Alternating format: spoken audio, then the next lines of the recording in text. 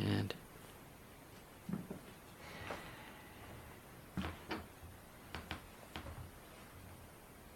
I'm the most terrific liar you ever saw in your life. It's awful.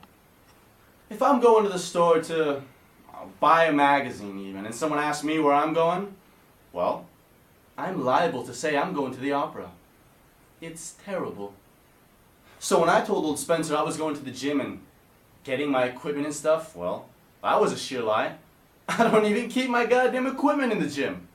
You see, where I lived at Pensy, I lived in the old Ausenberger Memorial Wing of the new dorms. It was for juniors and seniors. Well, yeah, I was a junior and my roommate was a senior.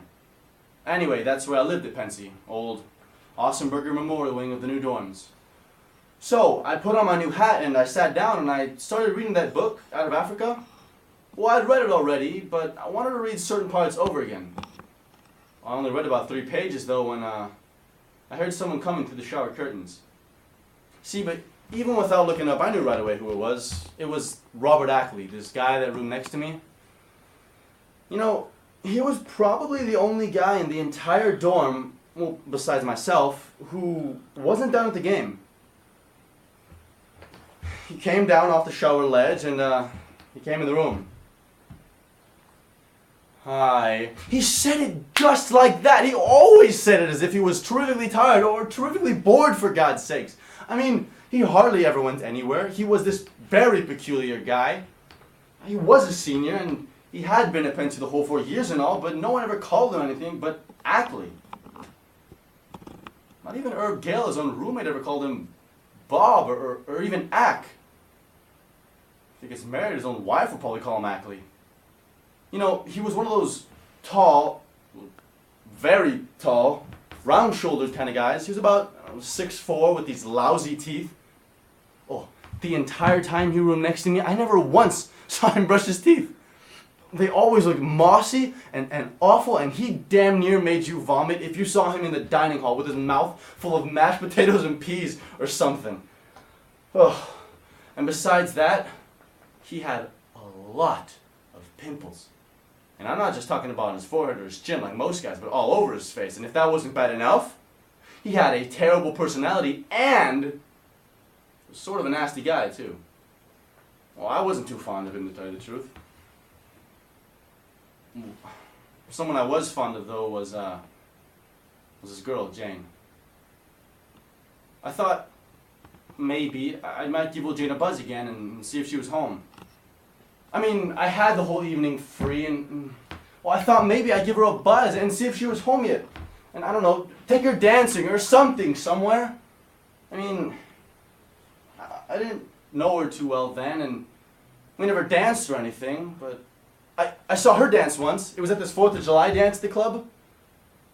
But since we didn't know each other too well then, I didn't think I had to cut in on her date. Oh, she was dating this terrible guy, Al Pike from Choate. Well, I didn't know him too well, and he was always hanging around the swimming pool. He wore those white latex kind of swimming trunks, and he was always going off the high dive, but anyway, that's who Jane dated that night. I couldn't understand it.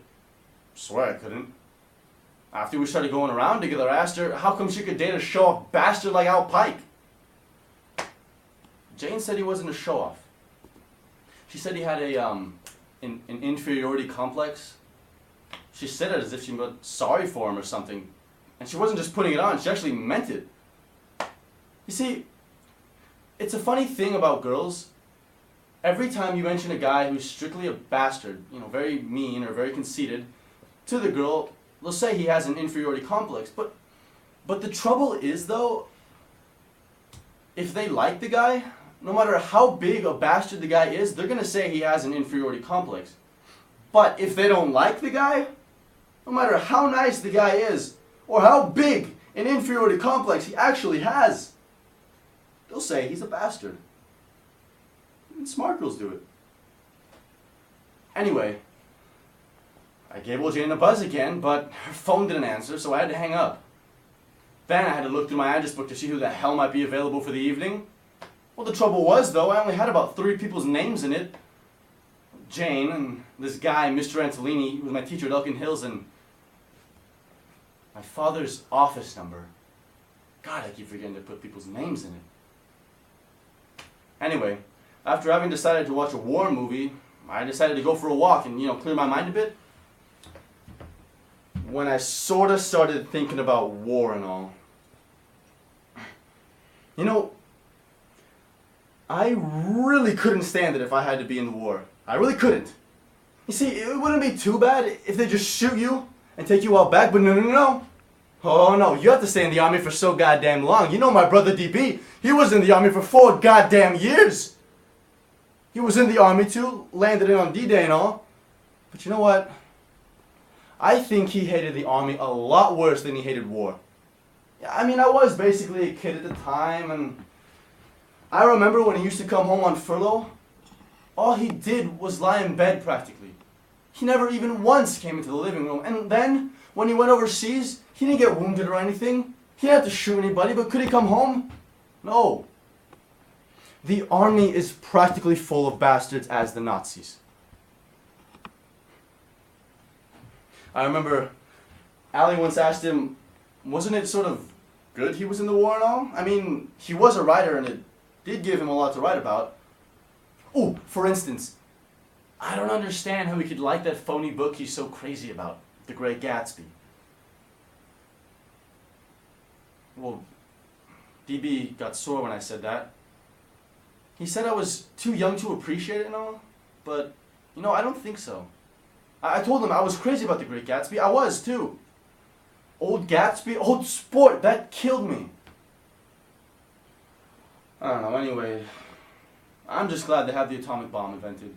Because, hell, if there ever is another war, well, I'm gonna sit right the hell on top of it. Well, I'll volunteer for it. Well, I swear to God I will.